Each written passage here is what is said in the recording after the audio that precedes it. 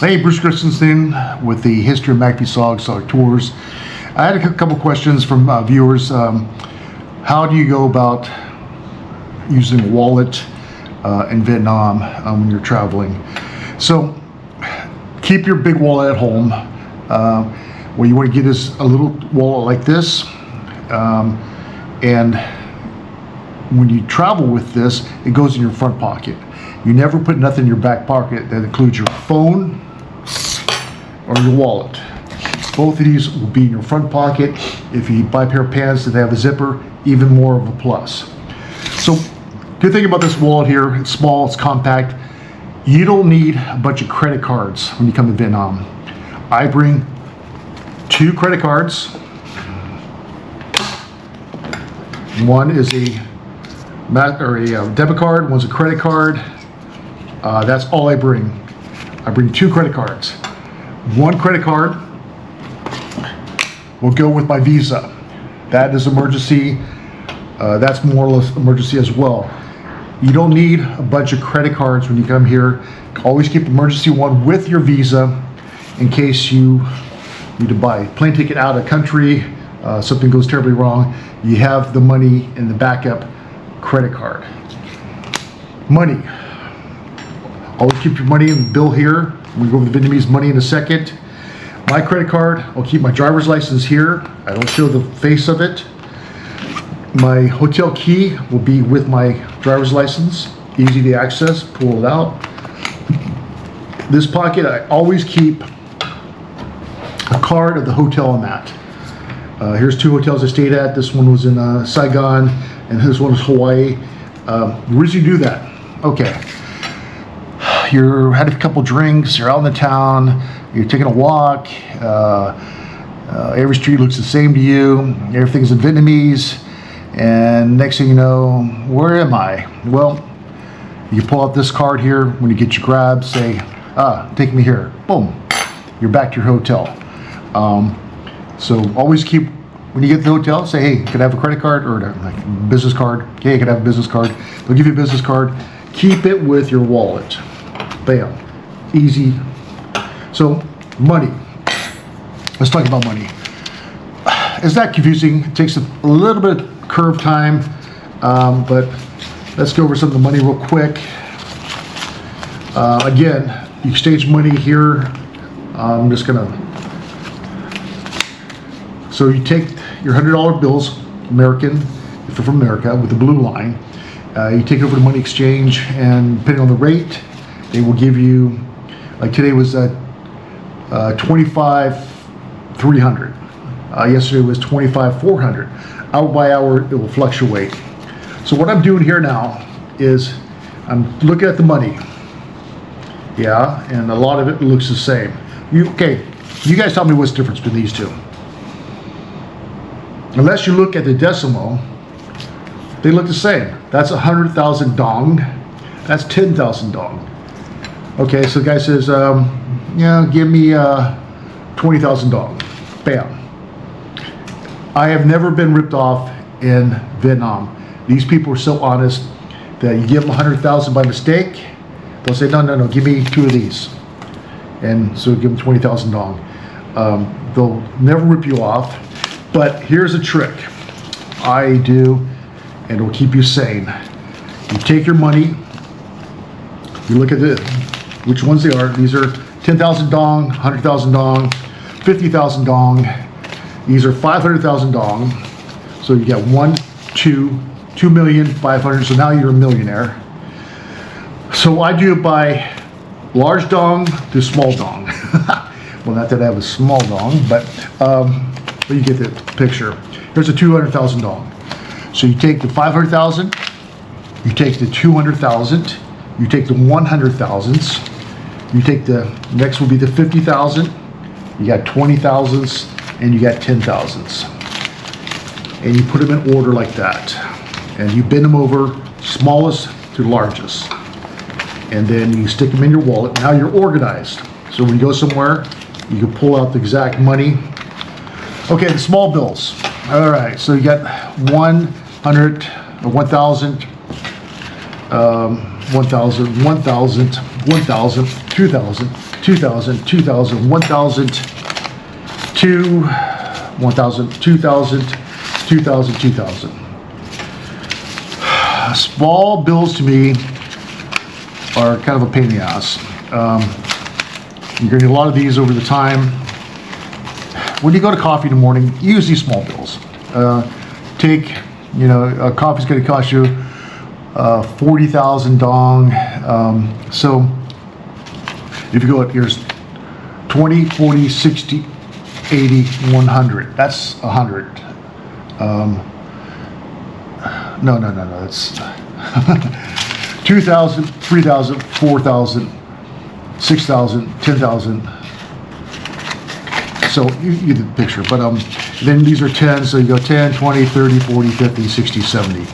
So this money here, just use it for coffee. Get rid of it as fast as you can. Use it for tips. I leave some of this in the hotel room for the maids. It goes a long ways with them. But this is pennies on the dollar.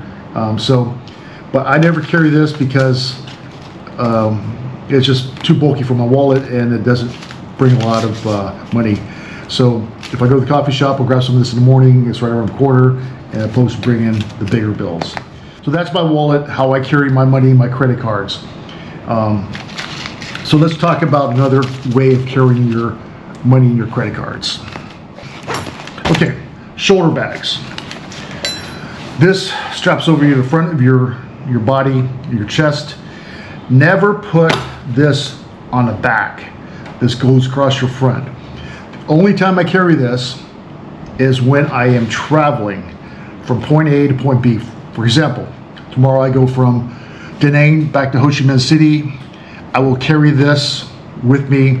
Once I get to the hotel, most hotels have a safe. So this will go in the safe. So what I carry in here is my really important valuables. My passport, again, credit card, always be with my passport in case of emergency. I always carry a copy of a visa.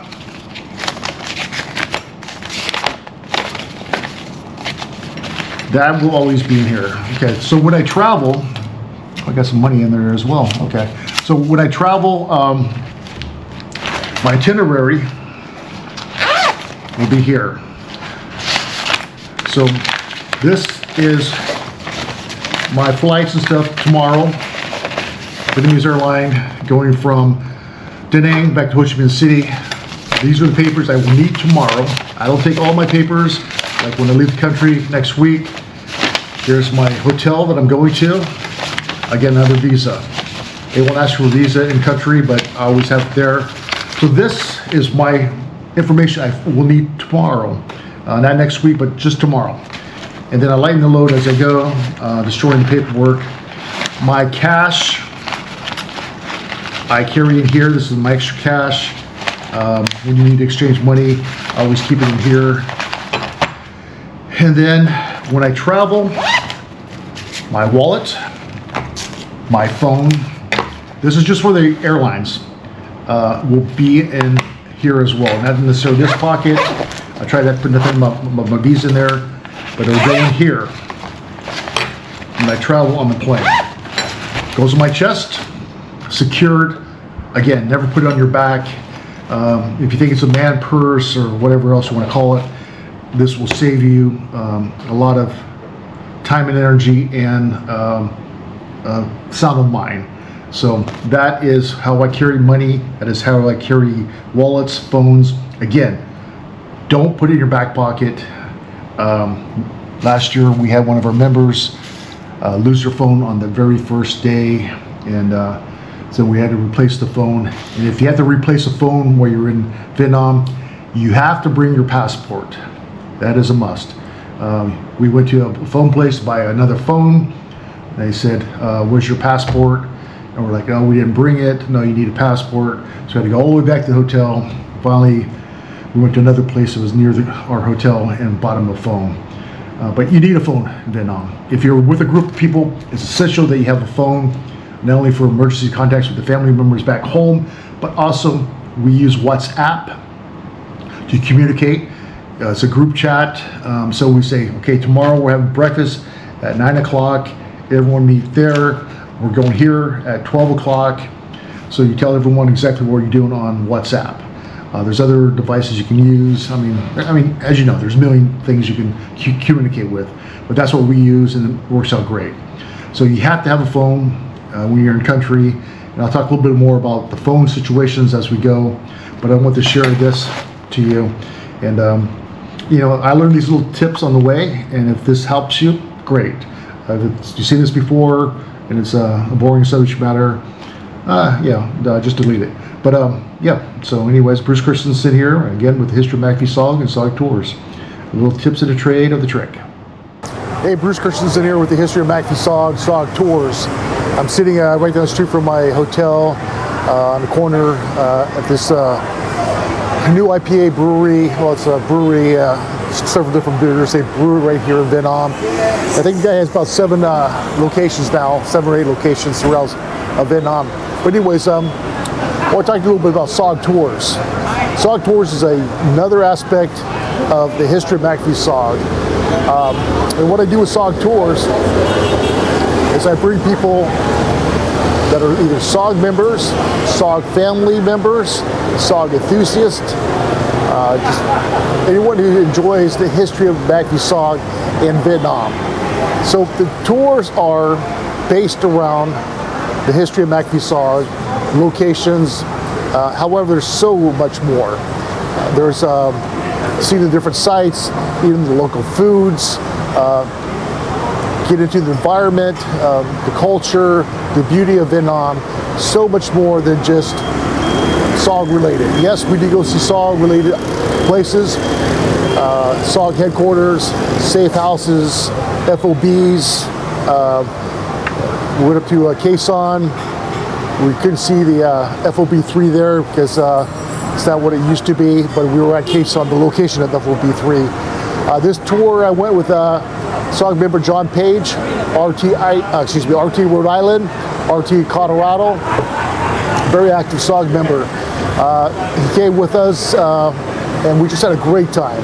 Started on Ho Chi Minh City, Saigon, saw some places here, went up to Da Nang, hung out there a couple days, and went up to Hawaii.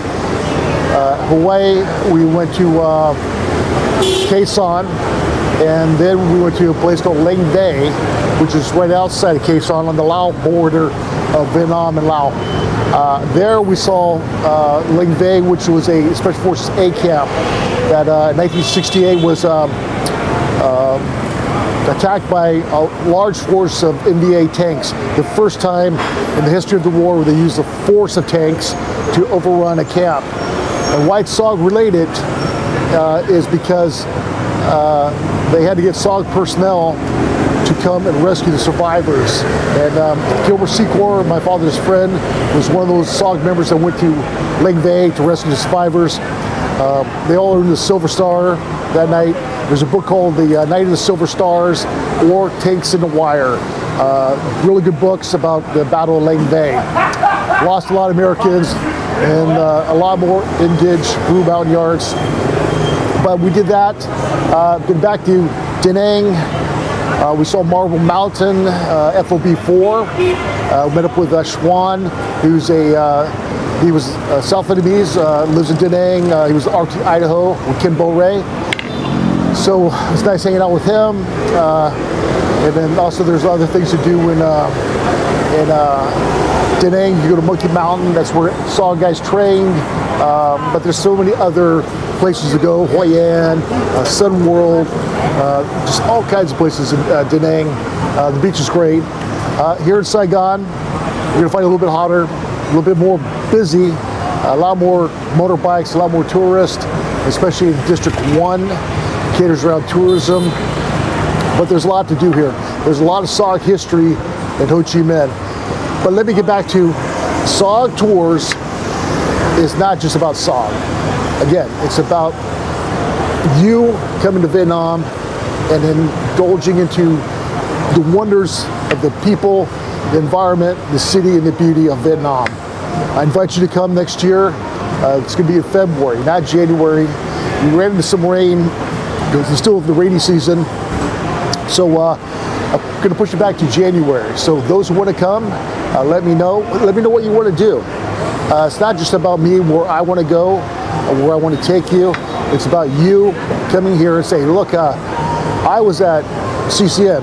Okay, let's go to CCN. Oh, I was at Con 2. Okay, we're going to go to Con 2. Or my father, he was at Con 2. Okay, let's go to Con 2 and see where the base was. Oh, my dad was at Balmy Tuwet. Or my dad was at Quezon. Or my uncle, or my relative, or whoever was. Well, I read a bunch of books about John Stryker Meyer Tilt, and I liked FOB1. I want to see what that was like for him. And John Walton and Lynn Black Jr., so many great SOG guys were at these different camps. So if you're just a guy reading about SOG and you're fascinated by it, come to SOG Tours. I'll contact me. I'll get you all the information. Not only will I give you the information, but I will tell you step by step, a guide, what you need to bring, everything as far as your passport goes, your medical, what items you need in your bag, what to carry, what not to carry. I will go over all that. And you will just have a short list of things that you will need to do before you come to Vietnam. And it's invite your family. Yeah, it's gonna be a wonderful time next year, and I hope you can come and see the wonders of Vietnam. Xin chào. Yeah. And the people, so great. They're all friendly. They all say hi. Xin chào, hello. A couple words to learn as you come here. Xin chào is a big one. Comb your hair means no. So when someone comes to try to sell you something, just comb. A few other words, but you don't need a whole dictionary because you have your phone, translator. So okay, thank you for watching, and we'll see you next year at SOG Tours.